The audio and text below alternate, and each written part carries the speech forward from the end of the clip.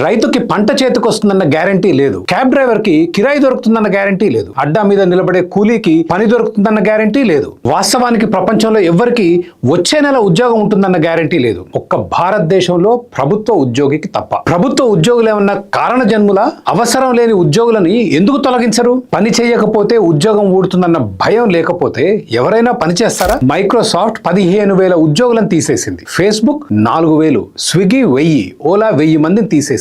America 1000 మంది ప్రభుత్వ ఉద్యోగులను తొలగిస్తే నా అభిమాన నాయకుడు అర్జెంటీనా అధ్యక్షుడు హావియర్ మిలే గత సంవత్సరంన్నర కాలంలో 50,000 అంటే దాదాపు 10% ప్రభుత్వ ఉద్యోగులను తొలగించాడు. భారతదేశంలో 4 కోట్లకు పైగా ప్రభుత్వ ఉద్యోగులు ఉన్నారు. అవసరం లేదని ఒక 1000 మందిని తీసేయడం మీరు ఎప్పుడన్నా చూసారా? లేదు. తలకిందులుగా తపస్సు చేసిన అవసరం లేని కేంద్ర రాష్ట్ర ప్రభుత్వ ఉద్యోగులను తీయలేరు. సర్దార్ పటేల్, డాక్టర్ అంబేద్కర్ కలిసి రాజ్యాంగంలో ఆర్టికల్ 311 చేర్చి ప్రభుత్వ ఉద్యోగులకు అసాధారణ రక్షణలు కల్పించారు. ఆ 311 ఈ రోజు ప్రజల మెడకు గుదిబండై కూర్చుంది. సగటు భారతీయుడు సంవత్సర ఆదాయం 1,14,000. సగటు ప్రభుత్వ ఉద్యోగి అంతకు 7-8 ఇంతలు సంపాదిస్తాడు. రిటైర్ అయిన తర్వాత జీవితకాలం పెన్షన్, చనిపోయిన తర్వాత భార్యకో భర్తకో సగం పెన్షన్. అంటే ఒక్కొక్క ప్రభుత్వ ఉద్యోగిని ప్రజలు 50-60 ఏళ్లు బ్రతుకున్నప్పుడే కాక చనిపోయిన తర్వాత కూడా మొయ్యాలి. ఇవి కాక అదనంగా మళ్లీ లంచాలు, పోలీస్ స్టేషన్, ఆస్తుల రిజిస్ట్రేషన్, కరెంటు నీళ్ల కనెక్షన్, బిల్డింగ్ పర్మిషన్, ప్రతి చోట లంచాలు లంచాలు లంచాలు. ఇక 10,000 కోట్ల రూపాయల ఖర్చు చేసిన ప్రభుత్వ స్కూళ్లలో పిల్లలకు